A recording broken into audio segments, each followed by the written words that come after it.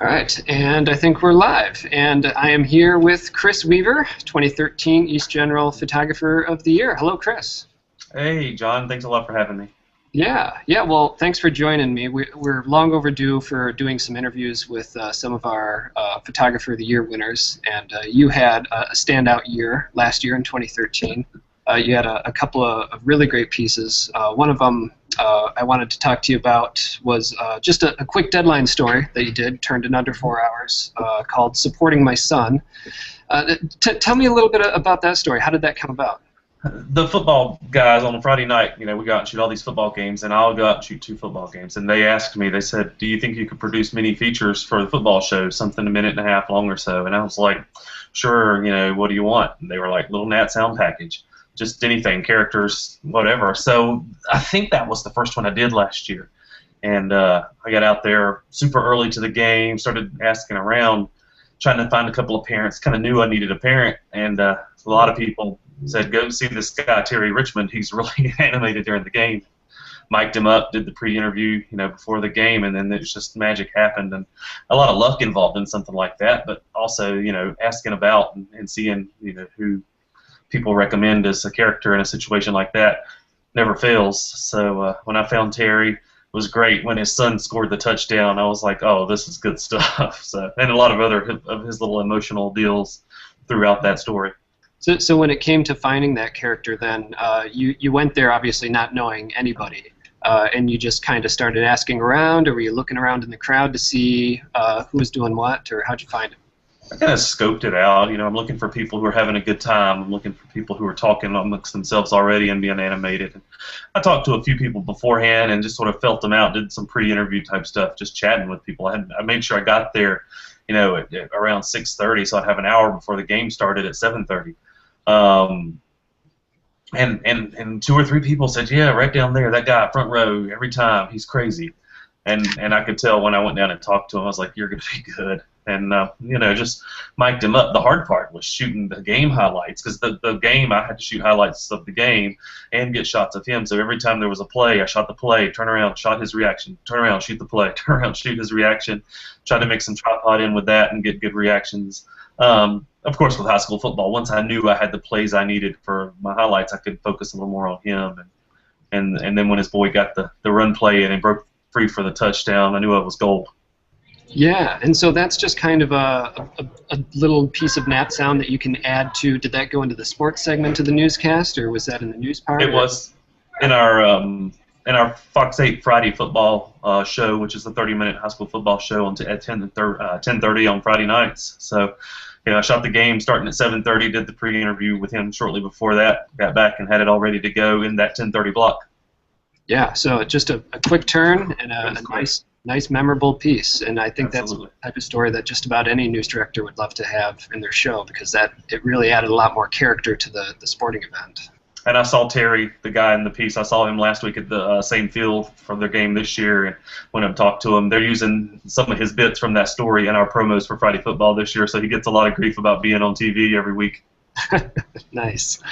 And it sounds like your job, you do a lot more than you do a lot of stuff. You had a really good in-depth story called Music Lady that placed first, I think, in third quarter last year. And you were talking to me a little bit earlier that you do a lot of producing of these pieces on your own, where you'll do almost all of the work of this and have it tracked and then have it air. So tell me a little bit about that piece, because it seems like your skills kind of run the gamut here. Well, Music Lady is a traditional reporter, photographer, co-op piece where we work together a lot of it. I worked with reporter Bob Buckley on that one, and he came up with the idea. Matter of fact, Leighton Grant down at WBTV, one of our other NPPA co-chairs or chairs are involved in a lot of this. He did that same story with the same lady before, and I think I remember he commented on it and liked it. But we knew we wanted to do it, and me and Bob worked back and forth tight. What are we going to do? How are we going to put this together? What are ways to make this story just stand out and be absolutely great? And so we did that, and we went back and forth on the script a couple of times, and let's rearrange this, rearrange that. And so we were both really happy with that story. but a lot of my stories in 2013, and what made it special for me was I go out by myself. I'm either given a story assignment or I'll come up with a story for myself, and I'll shoot it. I'll find the people, I'll shoot it, I'll write it. I'll find one of our anchors who never goes out, who may not have went out of the building on any given day, and I'll let them voice my script, and then I'll edit it. So short of having a reporter, or short of me voicing the script myself, it's pretty much solo work. Last year it was a lot of that. This year, so far, not so much. We've hired a lot of new people, and there's been some shuffling, and I'm in a franchise department a lot, so it's a little tougher to go out by myself on any given day. But last year it was all about me going out by myself. Yeah, and do you find that when you do kind of put all this time and you do your own thing on these stories, that you end up caring pretty deeply about the story as opposed to just an assignment that was given to you that you're working more with a reporter on, or having a reporter take the lead on the story instead of you taking the lead on the story yourself? Well, there's certainly some benefit to doing it both ways, but yeah, when you're by yourself and you can go back and say, I did that, and I've accomplished something that is as good or better than most two-man crews can do. There's certainly something to be said for that, especially when you come back with a story that placed first in the quarterly or grabs an Emmy nomination or some other accolade like that.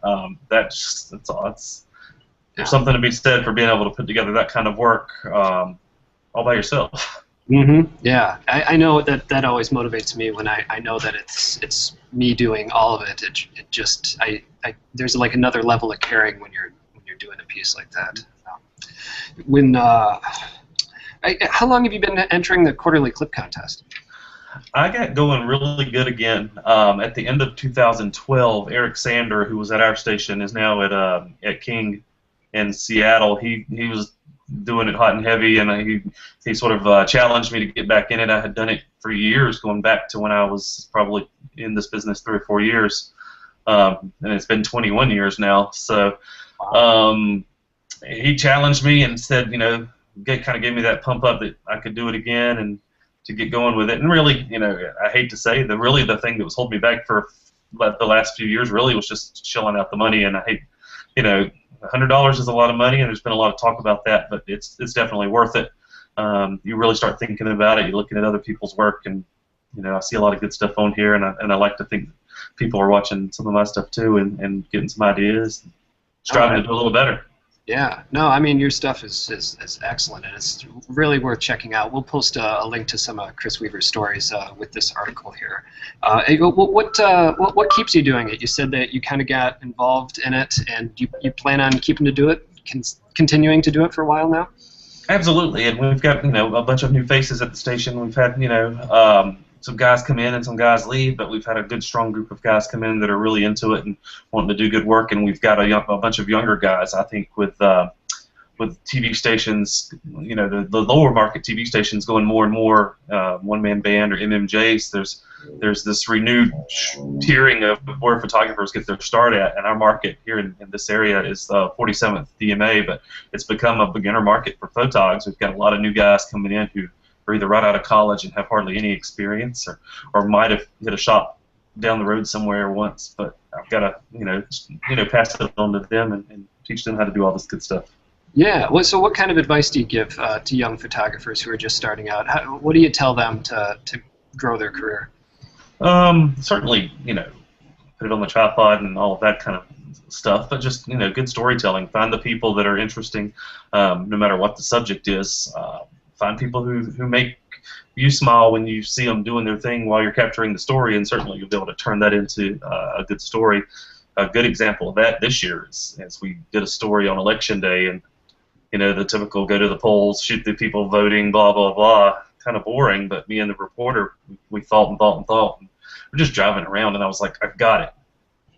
If people are casting their votes today, they're probably also somebody's got to be somewhere fishing, casting their line, and so we took the play on that, found the great guy at local fishing hole, and turned a cute little story. Stuff like that, I try to remind these guys. Don't always think inside the narrow box of going to what the story is. Go to where the story could be told, but in maybe a more visual way or a more pleasing way, or where people are at least maybe a little more willing to talk about certain things. Yeah, absolutely. It can be tough. It can be, yeah. Sometimes that's the challenge is finding those visuals, and so a lot of talking about finding creative ways to tell a story and to find those visuals, to seek them out, and sometimes not take no for an answer, but look for ways to find that. Is there anything else, Chris, that you wanted to add about the year that you had in 2013? What does it take to win Photographer of the Year?